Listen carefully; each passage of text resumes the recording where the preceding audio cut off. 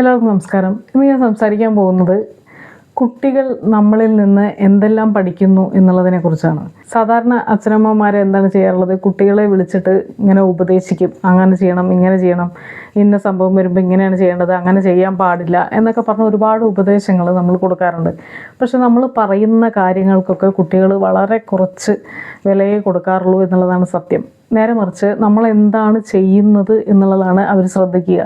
നമ്മുടെ ആക്ഷൻസാണ് അവർ നോക്കുക. ഓരോ സന്ദർഭങ്ങളിലും നമ്മൾ എങ്ങനെയാണ് പെരുമാറുന്നത് എന്നുള്ളത് കുട്ടികൾ ഒബ്സർവ് ചെയ്തുകൊണ്ടേയിരിക്കും. അതിൽ നിന്നാണ് അവർ പഠിക്കുന്നത്. നമ്മളിങ്ങനെ വായം കൊണ്ട് പറയുന്നതിന് കുട്ടികൾ പൊതുവെ അധികം ശ്രദ്ധ കൊടുക്കാറില്ല. അങ്ങനെ കുട്ടികൾ നമ്മൾ നിരീക്ഷിക്കുന്ന കുറച്ച് കാര്യങ്ങളെക്കുറിച്ചാണ് ഇന്ന് സംസാരിക്കാൻ പോകുന്നത്. അതിൽ ഒന്നാമത്തെ കാര്യമാണ് നമ്മുടെ പെരുമാറ്റം. അച്ഛനും അമ്മയും എങ്ങനെയാണ് പെരുമാറുന്നത്, നമ്മുടെ സ്വഭാവം എങ്ങനെയാണ് എന്നുള്ളത് കുട്ടികൾ അറിഞ്ഞോ അറിയാതെയോ നമ്മളെ അവർ നിരീക്ഷിക്കുന്നുണ്ടായിരിക്കും. അത് അവരുടെ സ്വഭാവ രൂപീകരണത്തിൽ ഒരുപാട് ചേഞ്ചസ് വരുത്താറുണ്ട്. ഇപ്പോൾ നമ്മൾ മറ്റുള്ളവരോട് എങ്ങനെയാണ് പെരുമാറുന്നത്, നമ്മൾ നമ്മുടെ വീട്ടിൽ തന്നെയുള്ള ആളുകളോട് എങ്ങനെയാണ് പെരുമാറുന്നത്, നമ്മുടെ വീട്ടിലുള്ള മുതിർന്ന ആളുകളെ നമ്മൾ എങ്ങനെയാണ് ട്രീറ്റ് ചെയ്യുന്നത്, പുറത്തുനിന്നുള്ള ആളുകളോട് നമ്മുടെ പെരുമാറ്റം എങ്ങനെയാണ്, നമ്മൾ നമ്മുടെ അയൽവക്കക്കാരോട് എങ്ങനെയാണ് പെരുമാറുന്നത്, ഇതെല്ലാം കുട്ടികൾ ശ്രദ്ധിക്കുന്നുണ്ടായിരിക്കും. അതിൽ നിന്നൊക്കെ അവരുടെ സ്വഭാവത്തിലും അതിനനുസരിച്ചുള്ള മാറ്റങ്ങൾ വരും.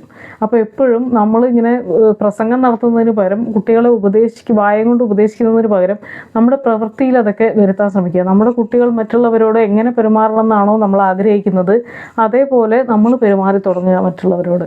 അപ്പോൾ അത് കണ്ടിട്ടാണ് കുട്ടികൾ പഠിക്കുന്നുണ്ടായിരിക്കുക. നമ്മളെപ്പോഴും മറ്റുള്ളവരുടെ കുറ്റം പറഞ്ഞുകൊണ്ടിരിക്കുകയാണ്, അവരോട് വഴക്കിട്ടുകൊണ്ടിരിക്കുകയാണ്, അയൽവക്കക്കാരോടൊക്കെ ബഹളം വെച്ചുകൊണ്ടിരിക്കുകയാണ്, ബന്ധുക്കളായിട്ടൊന്നും യാതൊരു ബന്ധവുമില്ല, എല്ലാവരുമായിട്ട് നമ്മൾ തെറ്റാണ്, വഴക്കിട്ടുകൊണ്ടിരിക്കുകയാണ്, നമ്മുടെ സിബ്ലിങ്സായിട്ട് നമ്മുടെ സഹോദരങ്ങളൊക്കെ ആയിട്ട് നമ്മൾ വഴക്കാണ് എങ്കിൽ പിന്നെ നമ്മുടെ രണ്ട് കുട്ടികൾ അവർ തമ്മിൽ സ്നേഹമായിരിക്കണം എന്ന് നമ്മൾ ആഗ്രഹിച്ചു കഴിഞ്ഞാൽ ചിലപ്പോൾ അത് നടന്നൊന്നും വരില്ല. കാരണം അവർ കാണുന്നത് അച്ഛനും അമ്മയും അവരുടെ സഹോദരങ്ങളൊക്കെ ആയിട്ട് എപ്പോഴും വഴക്കാണ്. പിന്നെ എങ്ങനെയാണ് ഇവർ തമ്മിൽ യോജിച്ചു പോകുമെന്ന് നമ്മൾ എക്സ്പെക്റ്റ് ചെയ്യുക? സംഭവിച്ചേക്കാം. ഇവിടെ മെജോറിറ്റിയുടെ കാര്യമാണ് പറയുന്നത്, അല്ലാതെ എല്ലാവരും അങ്ങനെ ആയിക്കൊള്ളണം എന്നുള്ളതല്ല. അപ്പോൾ നമ്മുടെ പെരുമാറ്റം എപ്പോഴും നമ്മുടെ കുട്ടികൾ ശ്രദ്ധിക്കുന്നുണ്ട് എന്നൊരു ചിന്ത നമ്മുടെ ഉള്ളിൽ വേണം. പിന്നീടുള്ളതാണ് നമ്മുടെ പ്രതികരണങ്ങൾ. ഓരോ സന്ദർഭങ്ങൾ ഉണ്ടാകുമ്പോൾ നമ്മൾ എങ്ങനെയാണ് പ്രതികരിക്കുന്നത്, നമ്മുടെ ജീവിതത്തിൽ വലിയ പ്രശ്നങ്ങൾ എന്തെങ്കിലുമൊക്കെ വരുമ്പോൾ നമ്മൾ അതിനോട് എങ്ങനെയാണ് റിയാക്ട് ചെയ്യുന്നത് എന്ന് കുട്ടികൾ ശ്രദ്ധിക്കുന്നുണ്ടായിരിക്കും. നമുക്ക് വിഷമം വരുമ്പോൾ നമ്മൾ എന്താണ് ചെയ്യുന്നത്, നമുക്ക് ദേഷ്യം വരുമ്പോൾ നമ്മൾ എന്താണ് ചെയ്യുന്നത്, നമ്മൾ പൊട്ടിത്തെറിക്കുകയാണോ ചെയ്യാറ്, വീട്ടിൽ ബഹളം വയ്ക്കുകയാണോ ചെയ്യാറ്, ഇങ്ങനെയാണ് നമ്മൾ നമ്മുടെ ദേഷ്യം പ്രകടിപ്പിക്കുന്നത്. സാമ്പത്തിക ബുദ്ധിമുട്ടുകൾ വരുമ്പോൾ നമ്മൾ അതിനെ എങ്ങനെയാണ് ഓവർകം ചെയ്യുന്നത്, ആ സമയത്ത് നമ്മൾ എന്താണ് ചെയ്യുന്നത്, ഓരോ തവണയും നമ്മുടെ ലൈഫിൽ ഓരോ പ്രതിസന്ധികൾ വരുമ്പോൾ നമ്മുടെ ലൈഫ് സ്റ്റക്കാകുമ്പോൾ നമ്മൾ എങ്ങനെയാണ് അതിനോട് റിയാക്ട് ചെയ്യുന്നത് എന്നുള്ളത് നമ്മുടെ കുട്ടികൾ ശ്രദ്ധിക്കുന്നുണ്ടായിരിക്കും. പിന്നെയുള്ളതാണ് ക്ഷമിക്കാനുള്ള നിങ്ങളുടെ കഴിവ്. കുട്ടികൾ ഓരോ തെറ്റൊക്കെ ചെയ്യുമ്പോൾ നമ്മൾ അവരോട് എങ്ങനെയാണ് പെരുമാറുന്നത്. ഇപ്പോൾ നമ്മൾ ചെറിയ ചെറിയ തെറ്റുകളോടൊക്കെ വളരെ ഇൻടോളറൻ്റായിട്ട് പെരുമാറുകയാണെങ്കിൽ, പൊട്ടിത്തെറിക്കുകയും ഷൗട്ട് ചെയ്യും, അങ്ങനെ ബഹളം വയ്ക്കുകയും വീട്ടിൽ വഴക്കുണ്ടാക്കുകയൊക്കെ ചെയ്യുന്ന ആളുകളാണെങ്കിൽ, അപ്പോൾ നമ്മൾ കുട്ടികളോട് അങ്ങനെ പെരുമാറരുത്, ഇങ്ങനെ ശാന്തമാവണം, ഇങ്ങനെ പെരുമാറണം എന്നൊക്കെ ഉപദേശിക്കുന്നതിൽ യാതൊരു അർത്ഥവുമില്ല. നമ്മുടെ ഉപദേശമല്ല അവർ ശ്രദ്ധിക്കുന്നുണ്ടായിരിക്കുക. നമ്മൾ അങ്ങനെ ഒരു സന്ദർഭം വരുമ്പോൾ എങ്ങനെയാണ് പെരുമാറുന്നത് എന്നുള്ളതാണ്. പിന്നെ കുട്ടികൾ ശ്രദ്ധിക്കുന്ന ഒരു കാര്യമാണ് നമ്മുടെ ദിനചര്യകൾ. നിങ്ങളുടെ ഭക്ഷണം, നിങ്ങൾ ഹെൽത്തി ആയിട്ടുള്ള ഫുഡാണോ കഴിക്കുന്നത്, അതോ ജങ്ക് ഫുഡാണോ എപ്പോഴും കഴിക്കുന്നത് എന്നുള്ളതൊക്കെ കുട്ടികൾ ശ്രദ്ധിക്കുന്നുണ്ടായിരിക്കും. നിങ്ങൾ സമയത്ത് ഉറങ്ങുന്നുണ്ടോ, നിങ്ങൾ എക്സസൈസ് ചെയ്യാൻ സമയം കണ്ടെത്തുന്നുണ്ടോ, നിങ്ങൾ മീ ടൈമിന് വേണ്ടി സമയം കണ്ടെത്തുന്നുണ്ടോ എന്നുള്ളതൊക്കെ അവർ ശ്രദ്ധിക്കുന്നുണ്ടായിരിക്കും. അവനവന് വേണ്ടി സമയം കണ്ടെത്തുന്ന ആളുകളാണോ നിങ്ങൾ, അതോ മറ്റുള്ളവർക്ക് വേണ്ടിയിട്ട് സ്വയം സമയം കണ്ടെത്താതെ ഓടി നടക്കുന്ന ആളുകളാണോ? ഇങ്ങനെയുള്ള നമ്മുടെ എല്ലാ കാര്യങ്ങളും, നമ്മുടെ ദിനചര്യകളൊക്കെ കുട്ടികളുടെ ശ്രദ്ധയിൽപ്പെടുന്നുണ്ടായിരിക്കും. അതുപോലെ തന്നെ നിങ്ങളുടെ ഫോൺ ഉപയോഗം. ഇപ്പോൾ നമ്മൾ 24 hours ഫോണിൽ തന്നെയാണ്, എന്നിട്ട് കുട്ടികളോട് പറയുകയാണ് സ്ക്രീൻ ടൈം കുറയ്ക്കണം എന്നൊക്കെ പറഞ്ഞു കഴിഞ്ഞാൽ അതിന് യാതൊരു ഫലം ഉണ്ടാവാൻ പോകുന്നില്ല. നമ്മളൊരു എക്സാമ്പിളായി മാറണം, എങ്കിൽ മാത്രമേ കുട്ടികളിൽ അതെന്തെങ്കിലുമൊക്കെ മാറ്റം വരുത്തുള്ളൂ. അതുപോലെ തന്നെ നമ്മുടെ വികാരങ്ങൾ. നമ്മളെങ്ങനെയാണ് സ്നേഹം പ്രകടിപ്പിക്കുന്നത്, നമ്മുടെ മുഖത്ത് എപ്പോഴും ഒരു പുഞ്ചിരിയാണോ ഉള്ളത്, അതോ എപ്പോഴും നമ്മൾ കയറ്റിപ്പിടിച്ച മുഖത്തോടെ ആരോടൊക്കെയുള്ള ദേഷ്യം പോലെ ആണോ നമ്മൾ നടക്കുന്നത്, നമുക്ക് സ്നേഹം വരുമ്പോൾ നമ്മളത് എങ്ങനെയാണ് പ്രകടിപ്പിക്കുന്നത്. അതുപോലെ തന്നെ നമുക്കൊരു തെറ്റ് പറ്റുമ്പോൾ നമ്മൾ എന്താണ് ചെയ്യുന്നത്, ആ തെറ്റ് സമ്മതിക്കുന്നത് എങ്ങനെയാണ്, അതോ എനിക്ക് തെറ്റേ പറ്റില്ല, ഞാൻ തെറ്റ് ചെയ്യാത്ത ആളാണ് എന്നുള്ള ഒരു ഇമേജാണോ നിങ്ങൾ കുട്ടിക്ക് കൊടുക്കുന്നത്.